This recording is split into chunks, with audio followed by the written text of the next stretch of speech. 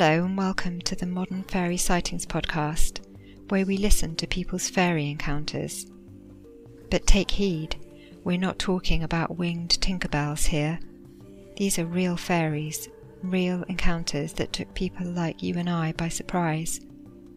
Stay a while and hear their stories. My name is Jo Hickey Hall, and I'm a folklore researcher.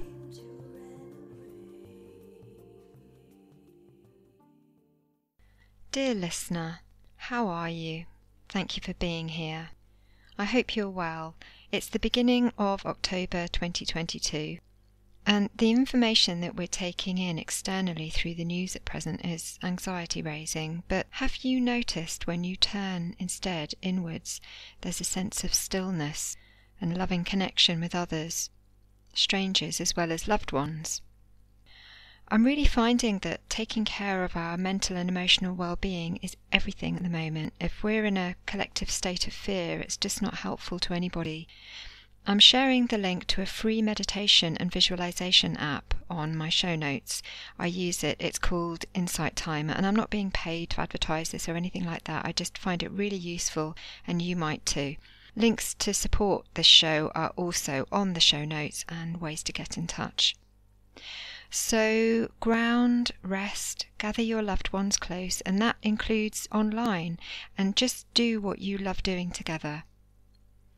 Personally, for me, that means limiting or completely staying away from gut-wrenching news stories at the moment, which I find debilitate me and which I've got no direct power over, and instead I'm doing what I can to lovingly connect with my family, the wider community and humanity as a whole in any way that feels right.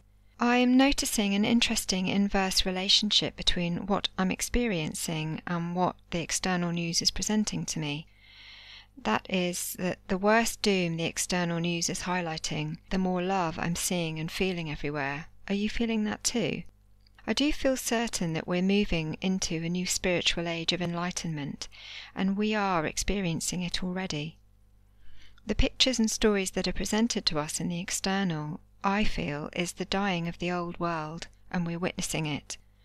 Power and control in the material world is no longer resonant where we're heading, but we are witnessing those last thrashings of the serpent's tail, if you will. It's hard for some to let go of that old world. These are just my own musings, in case it helps for you to hear that too. Now, on that note, this episode inspires us to step into a completely new way of being. Have you ever thought what our Western culture might be like if we encouraged our kids to experience all the wonder in this world, not just as a child, but as an inhabitant of this mysterious universe? Not just this waking material plane, but to recognize all the layers of experience that we often, as adults, only connect with through meditation or altered states. Imagine if we taught them to trust their own experiences and dreams. Encourage them to lean into their intuitive visions and deep communions with nature, rather than discard them as simple imaginings and fantasy. This episode is an interview with a man who did just that.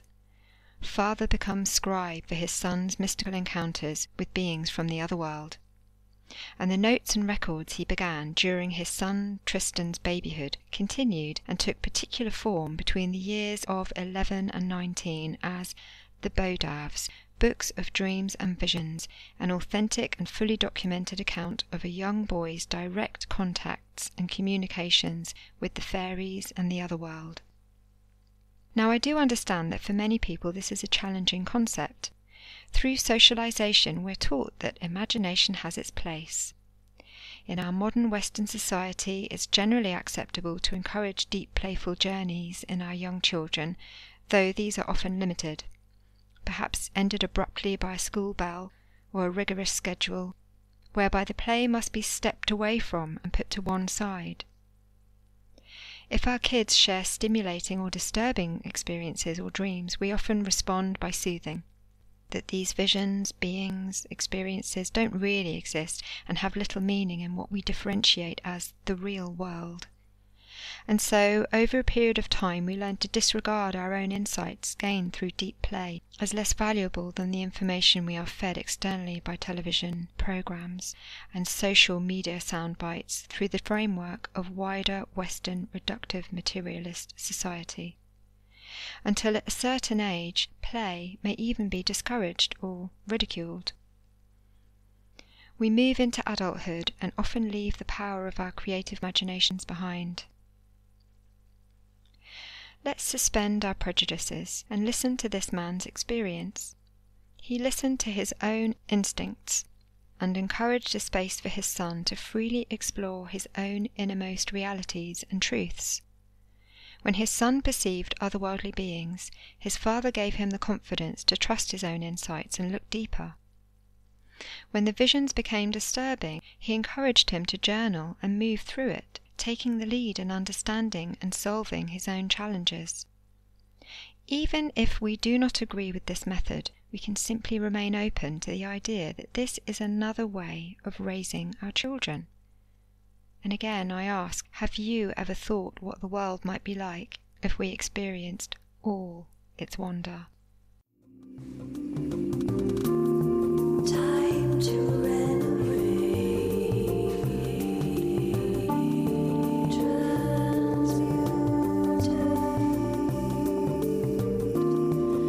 Time to renovate.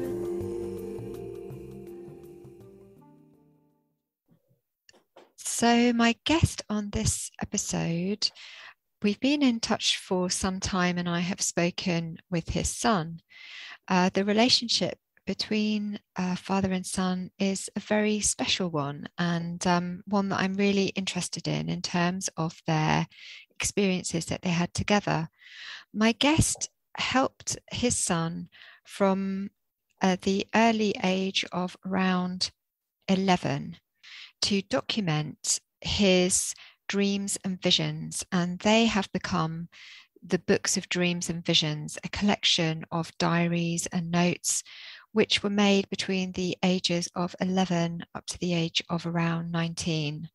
So welcome, and thank you very much for coming along to, making some time to come and talk to me about this, because I have spoken to your son, and we can name him, and that's so your son is Tristan, who's now all grown up and in his 20s and an adult, and it was during lockdown, wasn't it, that you came back together, as many of us did. We went back to stay with our families, and it was at that point while he was studying that you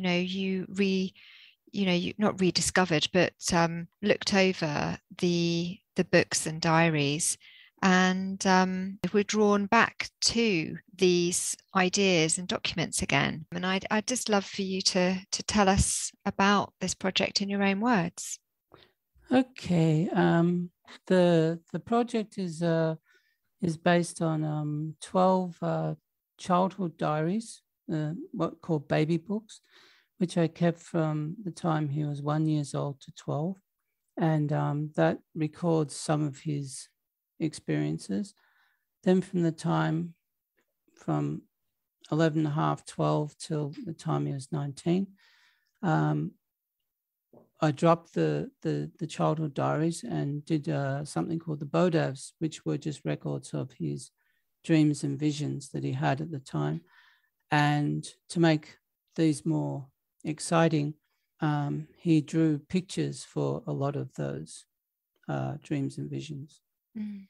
And what happened in the lockdown period was that Tristan spent a lot of time with me, and then we sort of had to find things to do to amuse ourselves. So at some point we got hold of these diaries again, the B.O.D.A.V.s especially, and in around September 2020, we decided and talked a lot about what to do with them. And as there was a big winter corona epidemic coming on, I thought, okay, maybe I don't survive this winter. And so to make sure that the B.O.D.A.V.s are kept as records, I will type them, which I did.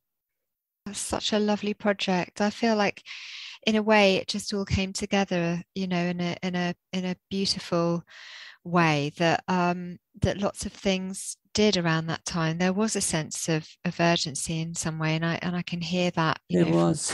yeah. Yeah. And a sense of, what is important, which relationships are important to me, Yes. which areas of my life are important to me. It was a bit of a sort of stock taking, wasn't it, around then for so many of us? Definitely. I was he was spending a lot of time here and a lot of time with his mother, and it also very much interrupted his university degree that his research at the time. And because he was here with me so much, we decided to go in depth with these B.O.D.A.V.s, and then I finished typing them in 2021. And as part of this process, he did something called categorizations, where he describes the different attributes of the visions, like what color they had, what density, the speed of movement, whether it's stationary, blah, blah, blah. At some point after that, around, I guess, November 2021, as part of this project that we were going to discuss at that time, I did something which was, I opened up the baby books, these 12 diaries, which I had written from the time I was 1 to 12 years old. And in these diaries, I searched for different influences or triggers which might have played some part in the awakening of what I would call his second sight or seership. Can you tell me? Yeah, that's really interesting, and I'd like to kind of take you back to, the beginning, really. Can you tell us how all of this started and developed at the time? So you're talking about the baby books, and maybe that might be a good place to start. And initially, also, I guess I should ask, what was your initial interest in the area of fairies and, well, maybe folklore, but also just the opening to the other worlds? That is a big question, interesting one. For me, it started when I was about 18 or 19, because I was reading books like I was reading a book called Dion Fortune's Moon Magic, and I was reading another book about the In Search of Magic and Witchcraft, and I was reading another book about Cordy Kanka, The Art of Soul Travel. So, but the most interesting book was Moon Magic, because it opened my eyes to the reality of the astral world. And then I had some experiences with doing astral travel and blah, blah, blah. And then when I was, the awakening to what I would call fairy vision or fairy understanding occurred when I was reading William Blake's poetry, William Butler Yeats's poetry, as well as George MacDonald's Fantastis and Lilith. Oh, wonderful. That for me, that their writing kind of launched my imagination into something which I would call the understanding of the reality of fairies, rather than just, pretty Tinkerbells running in the garden. Yeah. As portrayed by Disney, not so much by James Barry. His Tinkerbell is a bit more weird.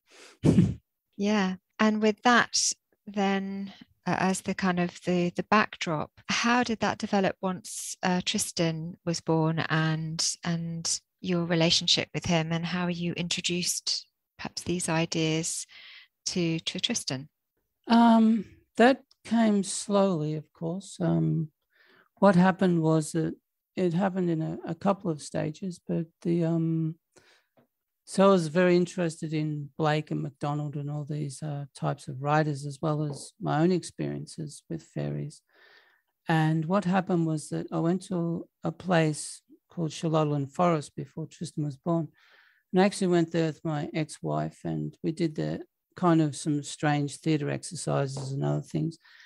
And in George MacDonald's book called Fantastis, he kind of has this really symbiotic and almost romantic relationship with a beech tree. And that always fascinated me, that, that he had this relationship to a beech tree. And when I went to this forest, I found a beech tree that I could have the relationship with. And that was the love heart tree. And that I discovered around the time when Tristan was in his mother's stomach or whatever. Mm-hmm. And as my relationship to that tree grew, then I would take Tristan as a small child, a small boy and a younger boy and everything like that, to that tree and to that forest. And so he became also very closely connected to it. Oh, and well, how did the love heart tree get its name? It's because the trunk of the tree and the largest branch, they kind of, you have the main trunk of the tree, then you have two large branches, one going left, one going right. Mm-hmm. And the one that was going right as you're looking at it, or left as you're not, that had a little piece of wood that had a love heart shape in it. Okay. So the branch and the trunk actually formed a love heart. Oh, nice. So it's quite extraordinary. Yeah. Did you get a photo of it at the time? Yeah, there are photos of that tree with myself and Tristan and also my mother.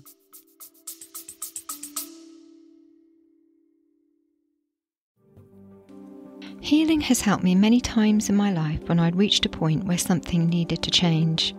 In 2005, I trained with Martin Brofman to learn the body mirror system of healing, which was life-changing for me. It's based on the idea that the parts of your body that don't work well reflect the parts of your life that don't work well, and about which you have tension in your consciousness. The understanding is that tension is stress, and stress causes symptoms. In a distance healing or in-person session, I move up the chakras, returning each one to wholeness using a colour map. During the process, I see images and situations, I hear words or receive impressions that tell me something about what caused the tension in that person's life. The feedback at the end of the session is a really big part of the healing. If you're interested in a chakra healing session, you can contact me at scarletofthefae@gmail.com.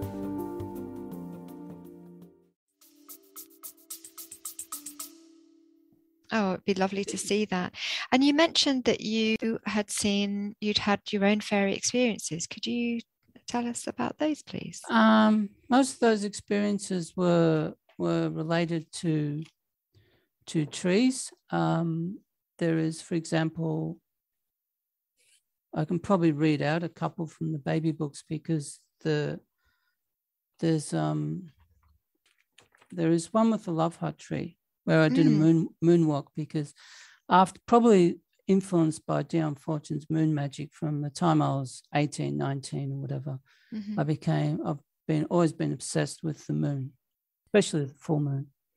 So this describes one experience where I decided to go for a long moonwalk to the love heart tree about 1 a.m, and then and then I have a very interesting experience there, which I can probably read if you want to. That would be fabulous. Yes, please. Okay.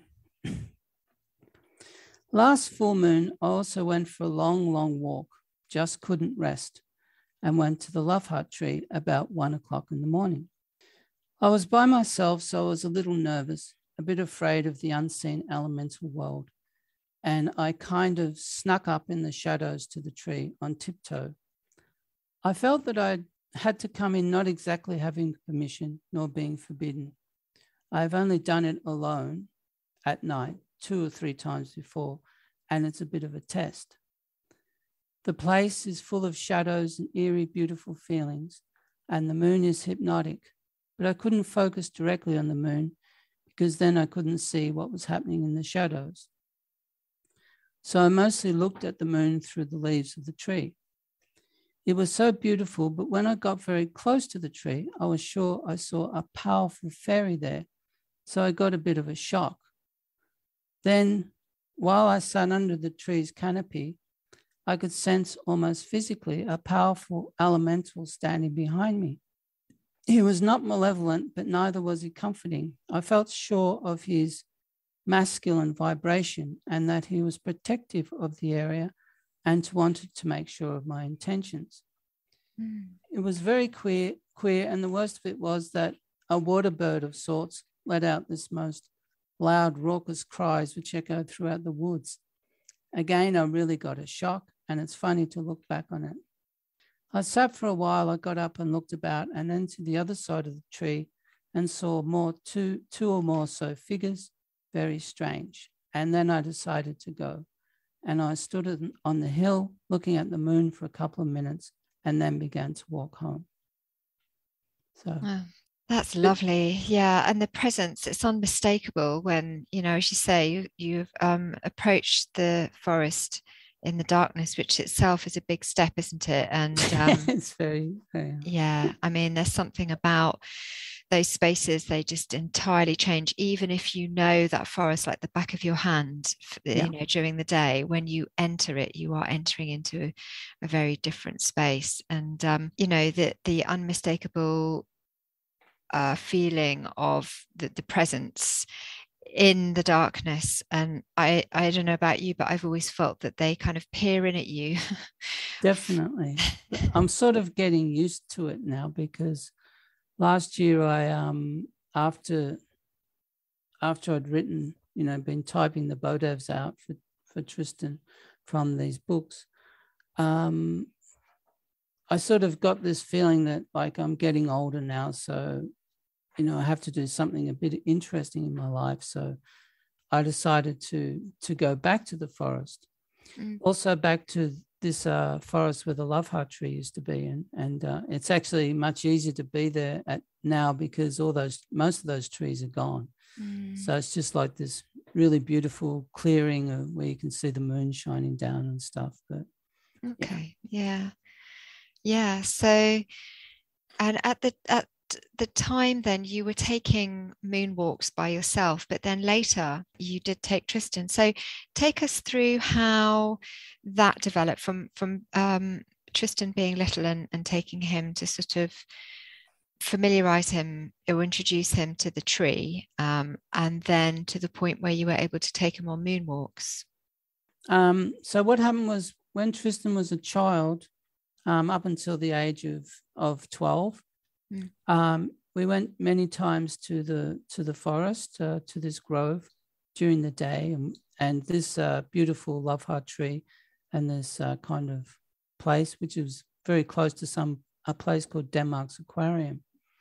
So he would visit the aquarium, we'd look at all the fish, then we come and do stuff in the forest and sit under this very special tree, which was like our very special center of our kind of magical universe.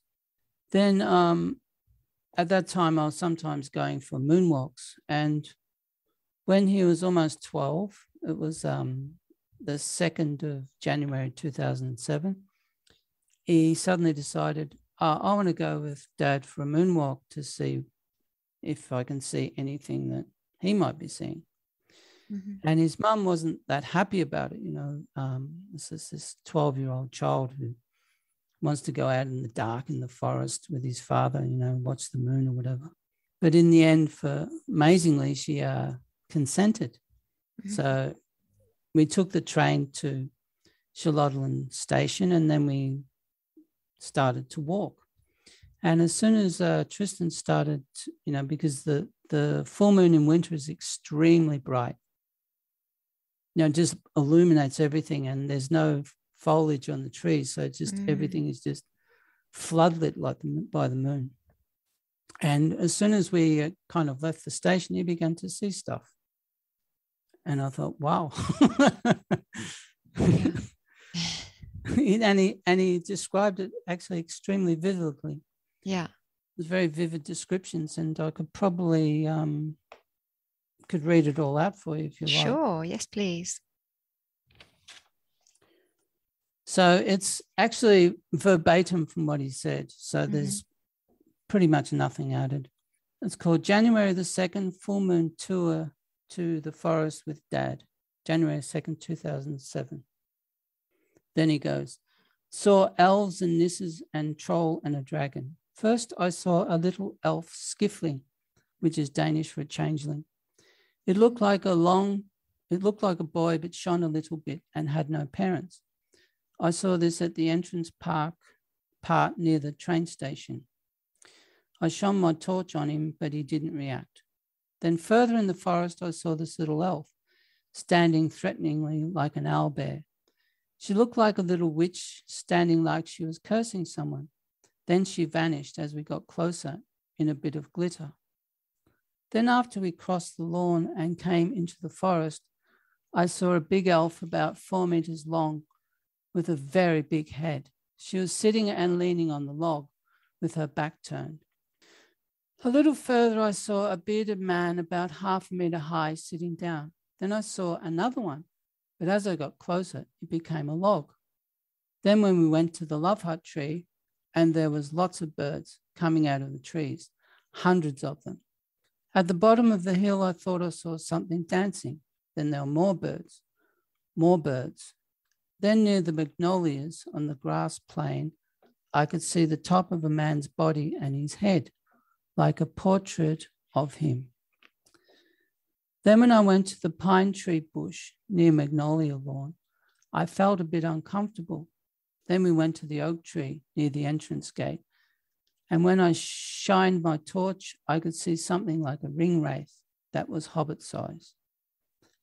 Then near the ferns, I shone the torch into an earth hole and a grumpy human-sized head came out, very big gnome perhaps. So I pulled the torch away. Then we went around the fallen tree, which was blocked off by a ribbon, and we talked about dryads pushing them up again. Before the oak, I saw a male dryad with long hair in the group of fir trees. Then he glided backwards into the tree. We later discovered that that wasn't an oak, it was actually a beech tree. Mm-hmm. Then I saw a Nissa and told you, Dad, but when I came over, he vanished and became part of a tree, which had a white part, same shape as the beard. Then we came to the fairy place with 2 stumps like tables. 10 meters away, I saw some elves dancing. They were colorful, green and red and blue dresses. They were elf girls. Then I looked into the holes in my torch to see if there were nisses, etc. in the stumps. Then I looked, only about 3 meters away, I saw a dragon. He raised his head and went back to sleep again. He didn't even look at me. Then we went back to the first place to find the skiffling, the changeling.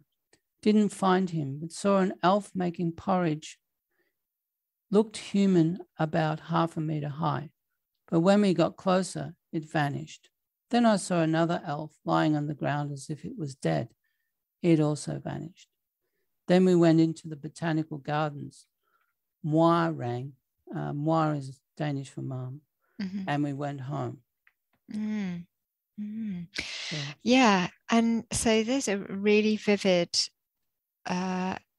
descriptions and encounters for a child. And how was it playing out at the time? Was he going about and telling you what it was he was seeing at that point, or did he tell you when he got home? How did that work? It was both. He sort of said a bit what he saw, but then when we got home, he just said, we should write it down in the diary, because this was the 12th of the baby books, the 12th of the childhood diaries. Mm-hmm. And he said we should write it down. So I just wrote down whatever he said. Yeah. I was a good scribe. Yeah. And when he was telling you whilst he was there, were you asking him questions about it, or were you just kind of accompanying him, if you like, or were you sort of directing him to various places, or was he kind of directing himself? It was hard to say. It was just like we just went this kind of circuitous journey from the station through the forest and then into the Charlotte Slots Park, which was a very beautiful beech grove. Mm-hmm. And it was near, and this park is right next to an old royal residence, a former summer residence for the Danish royal family. And we went there, then we walked around the house, and then we went the other way, and then we came back to the place we started and then took the train station. Yeah. And so does he remember all of this now as an adult? Can he recall it in the same way as an adult now? Yeah, definitely he can recall it because it's all written down, and he has his memories, and he also has the pictures. So what he did in March 2007, March 2007, is he got a kind of parchment book, and he wrote down all the visions he'd had from when he was a little boy to this time, when he went for this moonwalk. So the moonwalk was like, it totally opened up his perception to the reality of the fairies, and otherworldly beings of that kind. Yeah, it's really wonderful. And so, I think for many parents, when we have children and they, wake up in the night, either because they've had a bad dream, or if, you do happen to be somewhere and they see something, we tend to sort of say, it's okay, it's just your imagination. So what inspired you? I mean, did you have a similar upbringing where you were No, not at all. Right. Okay. So you were doing maybe what you would have liked to have had, as in terms of parenting around these sorts of themes. Yeah, I had a great mum, but she wasn't into that stuff. Yeah. But for some reason, after I had this experience with Dion Fortune and Blake and George MacDonald and all these guys, and also listening to Led Zeppelin's Stairway to Heaven and seeing their strange films and stuff, I just wanted to, because I found that life in urban Australia was nice. It was cozy. It was very safe. It was also extremely predictable and boring, where you went through school.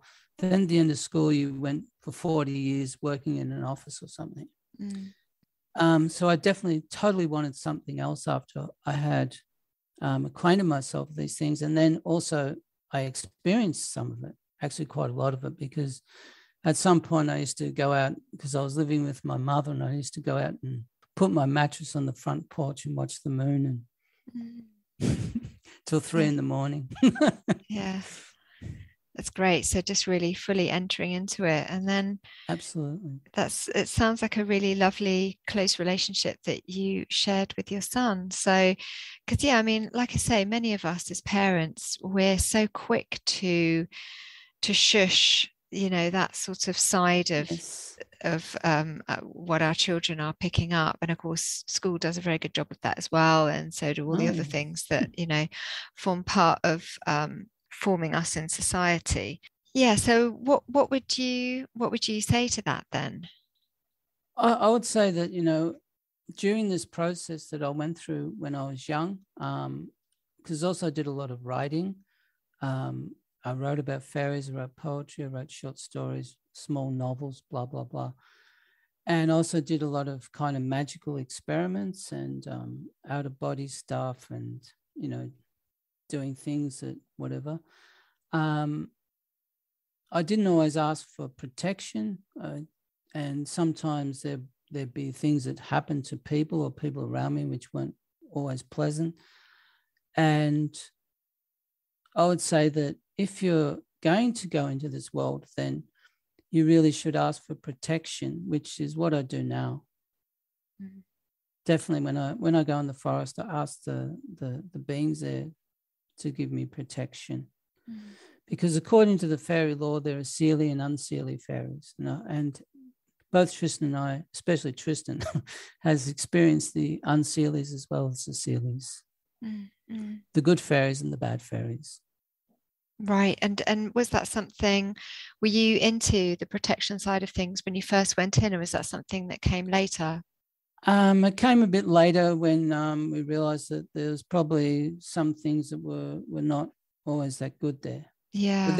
But there's so much good there. There's so much love and light and beauty in the fairy world. So, Yeah.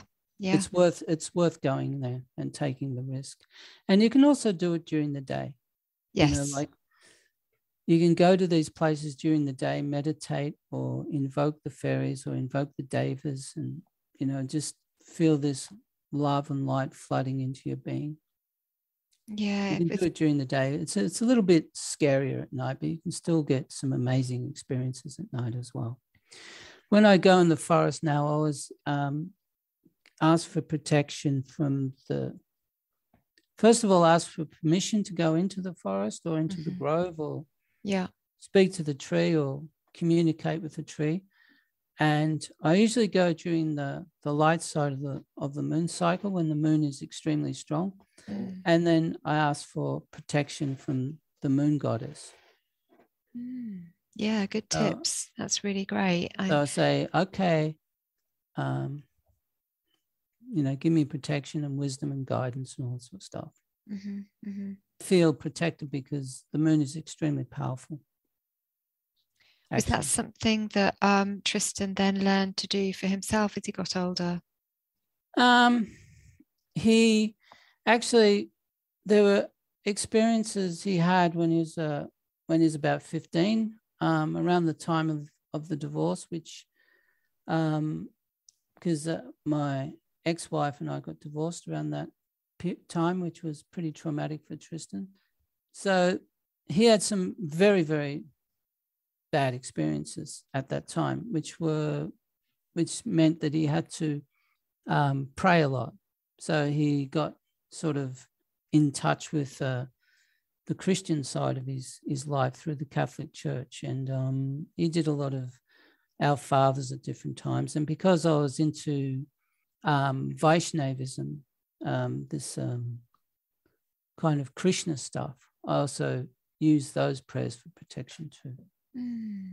Yeah, a very, very interesting experience we had where he was in a church, in a priest's house, where there was a kind of shared vision we had where I was dreaming of ghosts the night before, like the room was full of ghosts. And the next night, he actually, while I was kind of flashing the torch around the room trying to look for these ghosts, this was a priest's house, interestingly enough, he could see all these devils. These really weird red devils hopping around. So there is some things out there that are not really that nice. Yeah. When you were walking through the forest together and he was seeing all of these things, and because this went on for quite a few years, didn't it? The walking in the forest. Did you ever see what he saw? I did see some things, but not as much. There is, for example, what's this one is? One time I saw. This is an interesting one. This one is, he saw a giant with a blue hammer. And I didn't see the giant with the blue hammer, but I saw something, and I can actually read it out, which is pretty interesting. Here there was a big pool of water gathered from the rain, which had become frozen.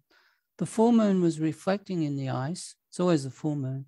And Shimba was very curious, taking a walk. Shimba is the dog, taking a walk on his lead. He was skating a bit on the ice. So he was a kind of moon baby as well, going from the ice. That's Tristan, went out on the ice and tried to meditate on the moon. But I kept getting disturbed by things looking at me. Then as I stood there, I heard a loud, deep sound like a rumble or banging from underneath me. At first, I felt like the ice was cracking and I ran back on land. Then I saw on the lawn about 100 meters away a huge guy, about 3 or 4 meters tall. He was holding a shiny blue hammer with both hands. He was swinging the hammer and banging it on the ground, so I suspect it was him who had made that deep rumbling or banging sound. This had become too weird and spooky for us. My dad also heard it, and Shimba maybe as well, because he came off the ice. I also felt like they didn't want us to go to the ferry place, so we took Shimba to Shilloglan station and took the train home. I actually didn't see that giant with the blue hammer very clearly, but I clearly remember that I felt the ground shaking and I could hear the boom, boom, boom. And I thought, oh my God, what is that? Mm. And then I sort of saw something in the distance, but Tristan was much better at actually seeing clear things, whereas I would mostly see things that were a bit vague. Yeah. There was another occasion where we were standing by a chestnut tree, and we were just sitting there actually because there's a park bench in Shalolin Forest right next to this chestnut tree. And while I was sitting there, I saw this little black figure running back and forth behind the tree. And I said, Tristan, there's a little guy running around. So he was about child size. Mm-hmm. And Tristan said, okay. And then he looked and he could see him as clear as day, basically. Mm-hmm. Whereas I could only see the black shape and the outlines. Yeah. And when you went to look at what sounds like a giant troll or something, what did you see? Even though it was vague, did you what I just kind saw of vague? a really big guy. Just a big, kind of shape in the trees. But I've often seen that. But what really impressed me about this experience was that when he was banging his hammer, which I couldn't see him doing, I could just sort of see some shape and movement. Mm-hmm. The ground was actually shaking, and the noise was, it was like industrial workers or something, bang, bang, bang. Mm-hmm. And so I knew there was something strange. So I thought, let's get out of here. This is too much. Yeah.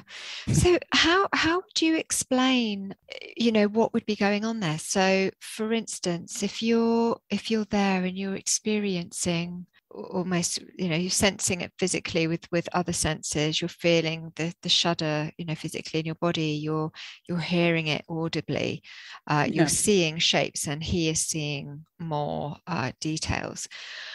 How would you explain our relationship is with the fairy world in that moment then on these visits? Are we, what's your feeling behind it? Is it that we are stepping into their world, that they are stepping into our world, or is there some kind of shared space? How do you make sense of it? I actually see the relationship between the fairy and the human world as two interconnected circles. The human world has mostly its own domain, and the fairy world has mostly its own domain. But there is a point where they cross. Mm. It's not a big point where they cross, but when they do cross, that's when the eerie things and the magical things and the beautiful things and the scary things happen. Yeah. My experience with fairies and devas and all that sort of stuff is that during the day, I've had what I would call fairy trances with different trees, especially the love heart tree, but also other trees. And we are kind of like very welcome in that world during the day. But at night, it's like, it's more their turf then, and you have to have their permission or their leave to come in, and if you don't, they can make life pretty difficult for you. Yeah. Did that change over time? Because some people, and I have experienced this myself as well, when you first go to a place, there's a bit of a warning. They're checking you out. Yeah. You're not necessarily welcome. In fact, sometimes you're made to feel very unwelcome. But over time, if you go back, but taking every care to be safe about things, etc., and trusting your instinct, of course. If something feels really bad and you should not be there, then obviously listen to that. But if you have a sense and that it's possible and feels right to go back there, did you find that relationship then changed over time? Yes, I would think most of the time I felt welcomed if I came in, even places which I knew really well. If I came with the right sense or the right attitude, the kind of like sincerity, I would say, is the most important thing. Yeah. If you come there with a sense of sincerity and purpose and respect for the beings who live there, then you should get a good welcome, unless they're unseelie. Unseelie just hate people, and there's nothing to do about that. Really? Okay. That's that. And in that kind of case, can you give us... keep away from them? Yeah. I think there are a lot of stories in Ireland, for example, of the unseelie fairies. They just really make life difficult for people, and they can even make them sick, and they just don't like people. But most fairies, I think, are either neutral towards people, or else they're kind of open and want to have a relationship with us. Can you give us an example of when, you did have a very clear no, go away response from the beings in the forest? I mean, you had obviously the one banging on the floor. That sounds kind of a bit like not necessarily welcome, around. But yeah. But were there any more explicit occasions? I think in Tristan's, in his B.O.D.A.V.s, he is very clear that that the beings, for example, once we were going to the love heart tree, because I always used to go and sit up in the branches of the tree, because I really had a very nice symbiotic relationship with that tree. And one night we were going there, and we were met by a dryad with a crossbow. And Tristan said, "Oh, well, we can't go in the tree now because there's a dryad with a crossbow guarding it. So we have to just go somewhere else." So we did. Mm-hmm. Do you know why it might have been? Did you have any sense of why something shifted that particular occasion? Was it anything to do with, did you pin it down to any reason? That we've thought about a lot, because the dryad with the crossbow, Tristan, what year was that? Do you remember? 2008 or 9, yeah. Okay, so at that time, there was activity in the forest with people.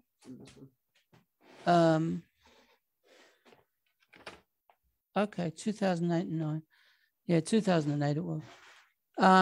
There was activity in a certain part of the forest where they cleared like about 50 trees. And I think it affected the atmosphere of the forest at the time. Yes. I think I remember speaking to Tristan about this actually. Was before that. When they cut down the love heart tree and the other trees in that grove, that was 2014. Yeah. And that kind of really wrecked the harmony of the forest. But even before that, because they were cutting down a whole pile of trees in that area, it destroys the harmony of the diva life and the fairy life there. It does indeed. It does, yeah. I'm really pleased to hear though that it's somewhere that you still feel is, a comforting and wonderful place to visit, because you were saying, oh, there's a really nice clearing there now and you can see the moon. So I'm glad that relationship has been able to continue despite the shift there, and obviously that's really regrettable. And I understand how that feels a little bit. There was a really beautiful rose garden at the place where the town where I was born. There was a group of maternity buildings and a beautiful rose garden, and I found out at one point that this beautiful walled garden, that it seemed like a secret garden and was there was a real potent energy about it. I guess because so many babies had been born there, and the mothers in the first days of motherhood would take their babies into the garden to feed them there and just to be. It got ripped up by the council because they didn't want to have to tend the roses, and it broke my heart, and I still feel really upset about it all these years later, that when I found out that that they'd done that. It just seems so senseless, and it's horrible. It's awful, isn't it? And but I'm glad that it's somewhere that you can still go. That's really good. So do you feel, I mean, obviously it can only be Tristan that could answer in terms of how he feels it's affected his life, but as a parent observing, how do you feel it has had some kind of bearing on Tristan's life? Do you feel it has, and in what way, by having these experiences and then being able to bring those with him as part of his childhood experience into adulthood? I think it's with Tristan's experiences at that time.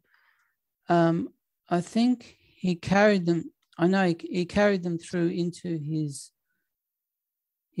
life, in the sense of his veneration for nature and for his fascination with the trees and the insects and all that sort of thing. So he has a very, very deep, profound connection to nature, and that is a lot to do with the fact that he had these experiences in the forest, as well as in the garden we had. We had a garden at the time. We still have it, actually, so it's not. And so he's had this very deep connection to nature. What is interesting is that this world hasn't really shared with anyone else that he knows, except myself. So it's very special that he actually did a podcast about it, last year with you, because it's not something he talks about with anyone except me, actually. Yeah, that was really lovely to talk to him about it, and perhaps I'll talk to him about it in the future as well. I think that his insights into the diva world or the fairy world or the other world will eventually blossom out, and he will be able to, like when he was 8 years old or something, he had this dream of Druidism, which I could probably read it, actually, because it's extremely profound. It's in this book. This one. Dream of Druidism. This happened actually in Australia when Tristan was going on his first trip to Australia. Mm-hmm. We were in Melbourne, which is my birth city, so it's kind of special. And then on the 25th of the 11th, 2003, he had this dream of Druidism. And this is the dream. Me and my dad were on a sandy beach with pine trees on it. I was wearing a green cloak.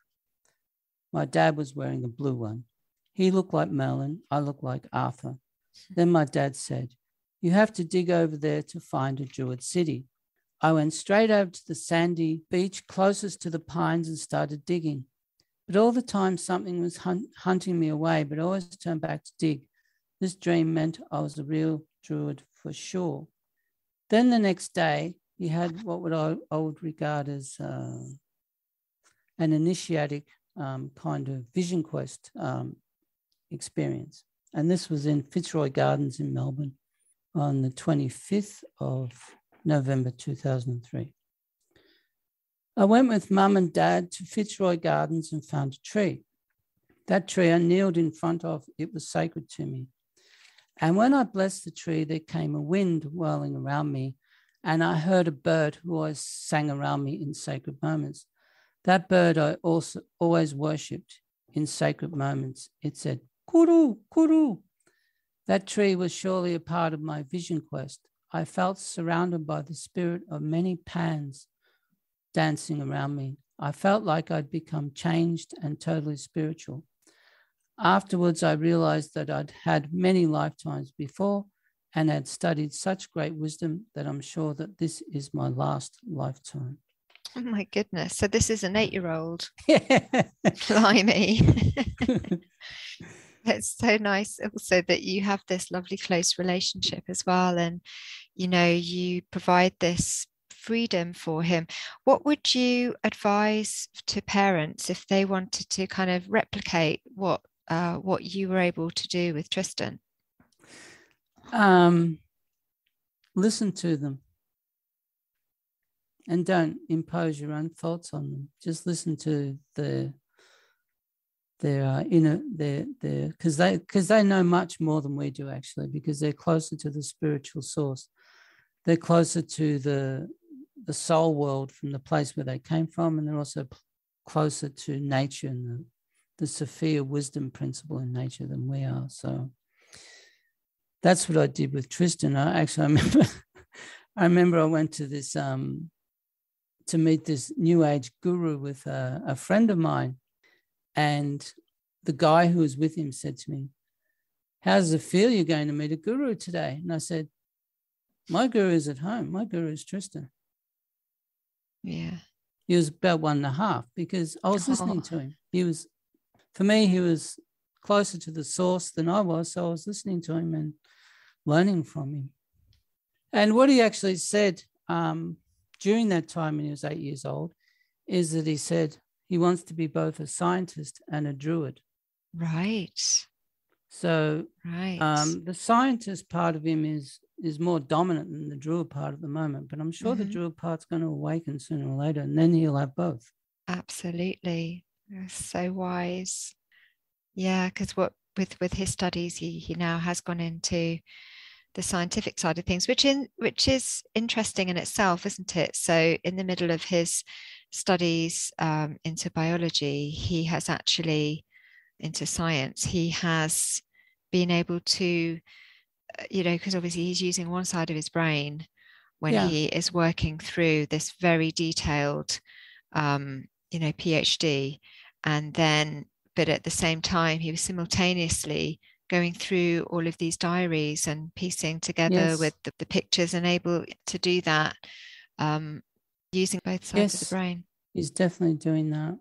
Yeah. And so when he was doing his science, and he was not into these baby books and B.O.D.A.V.s so much at the time, but the kind of like the quarantine forced us both to look at them and go back to them.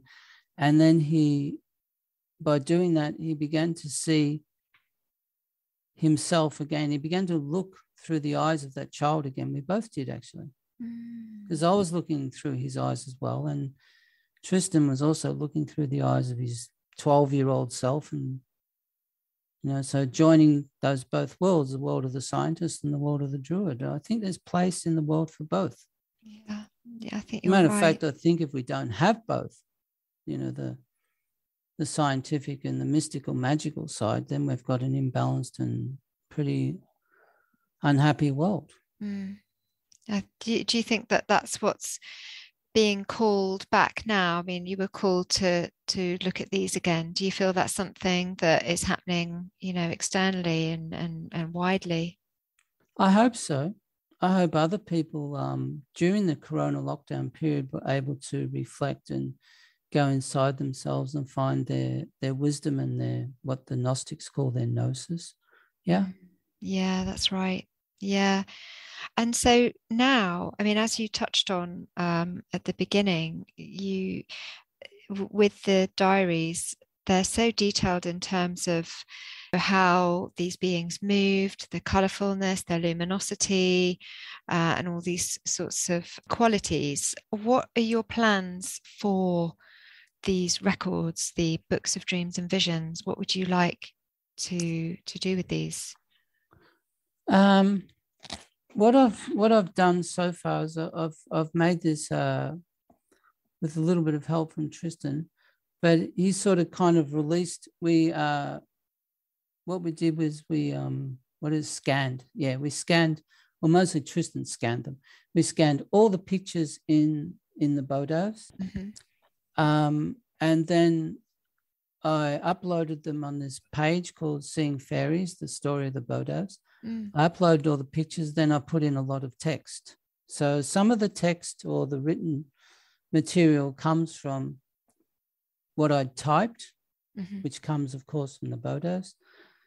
And actually just about all of it does, really. And then I would sometimes write a little bit extra to explain what the picture was or where this came from or whatever.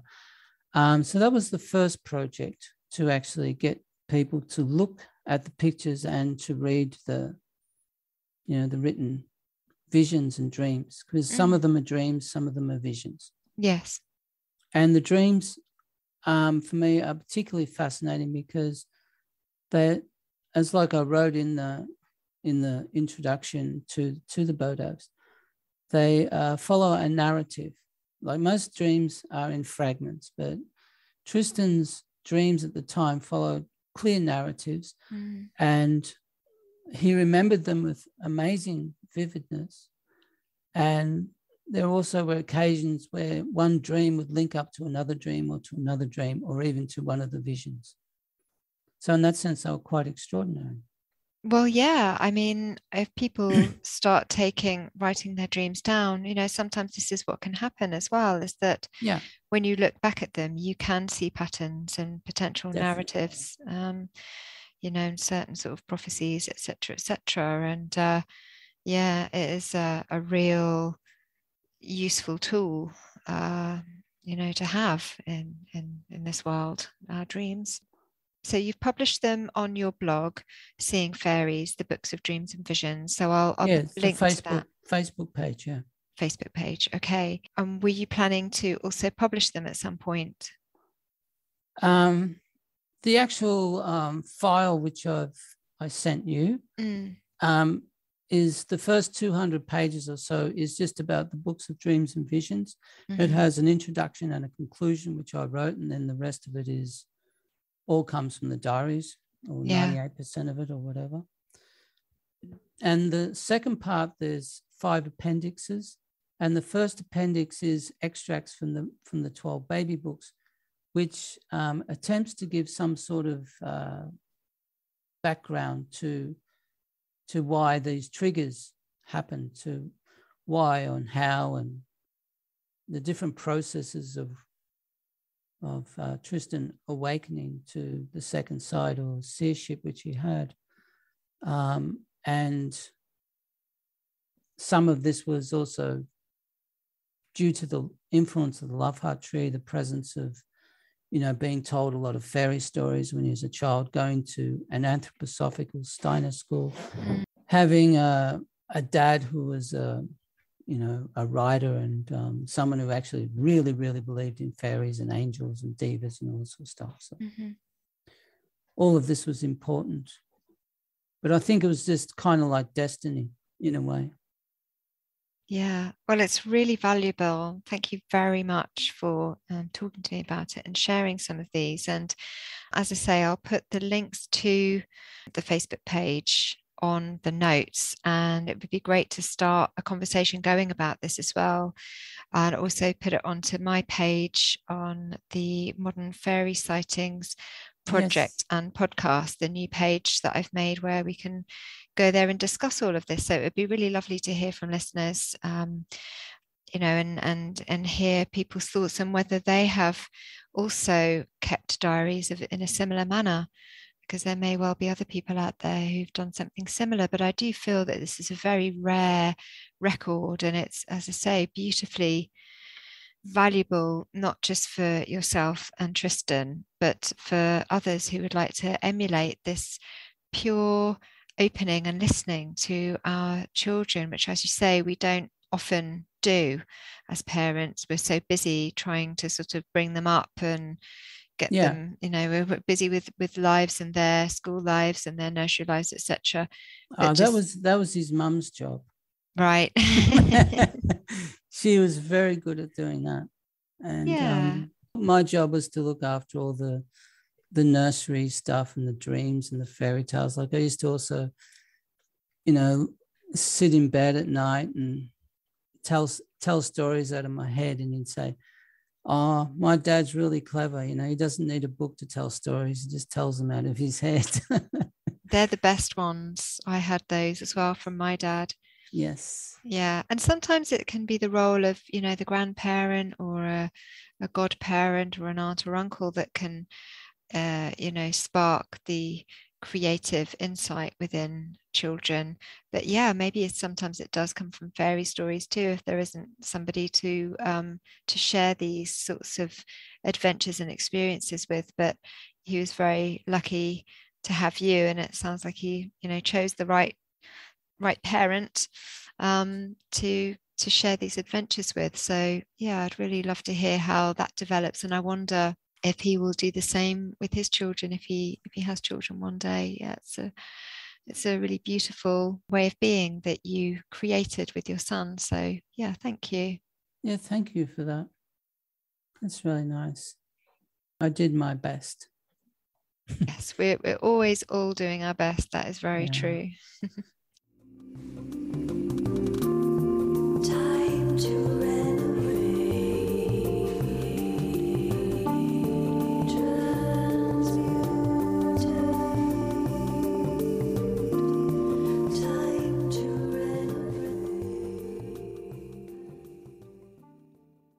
Thanks very much to our guest for this intimate share, and I should add that his son, now in his 20s, is fully supportive of his father's decision to speak about his personal experiences.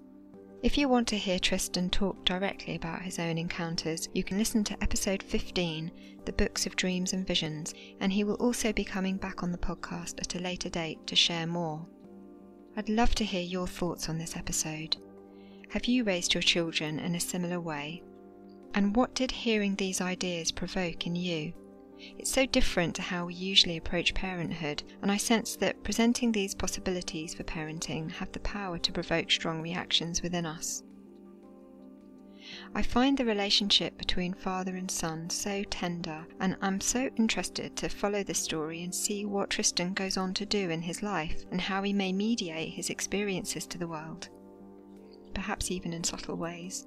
Whatever perspective you take on the education and guidance of our kids, it's true to say that looking around, the systems we've been used to for the last 50 years or so no longer fit what we need to grow as a healthy society, both mentally and emotionally.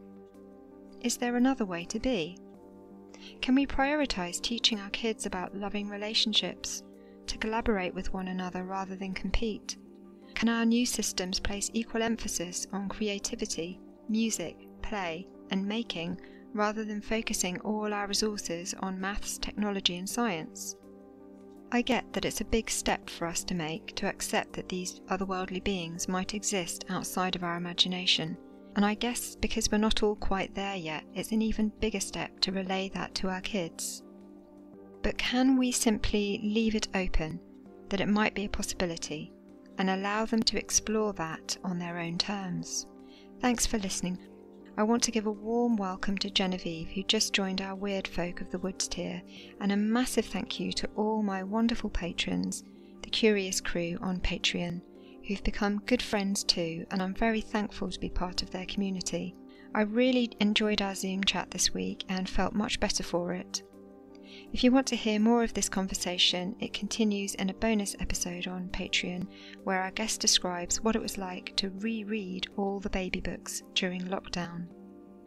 As our guest wisely offers to us, listen to your kids and don't impose your own thoughts. They are closer to the soul world where they came from, and nature. It's true, we come into this world so open to its wonder. Let's hold on to that state of wonder. Explore the possibilities of connecting with those from other realms, and in doing so, always remain curious.